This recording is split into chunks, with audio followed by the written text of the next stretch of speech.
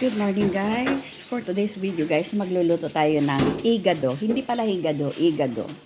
So ito para sa tinola. Tinolang manok. Ayan, dahon sili, andin sayote. So busy ako si Mars, busy lang. Ito ilalagay sa igado and then itong reno.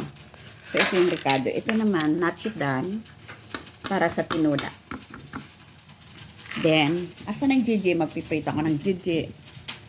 Okay. So, see you in a bit guys. Guys, ginisa na yung para palambutin. Yung igado, ginisa na yung sa bawang sibuyas. Tapos may laurel, konting toyo. Okay? Isa-isa lang naman. Lagay mo na yung niluya. Yeah, Lagay mo na lang siya. Para malutos man, hindi niya kakain ng gulay eh. Hayaan mo na ma-overcook yan. Right guys, complete ricados na yung igado ni Rigor. Full lab-lab.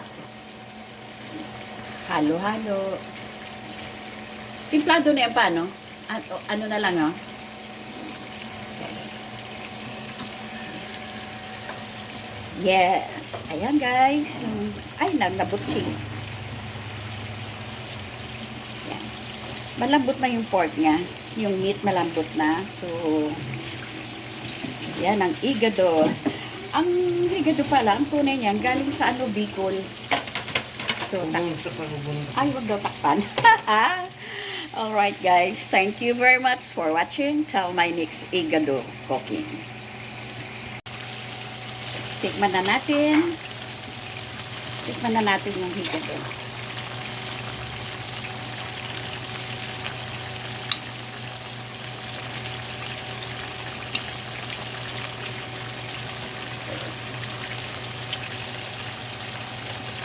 Okay na pa. Ilalagay yung sibuyas.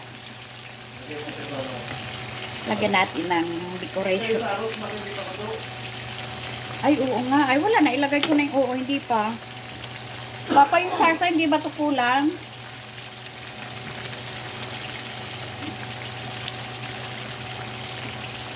Luto ng pagmamahal. Tatakpan? Tutuyuin mo yan eh. Tuyo ba? Walang sauce? Wala. Alright guys, kailangan patuyuin yan. Kahit sauce pala, hindi pwede.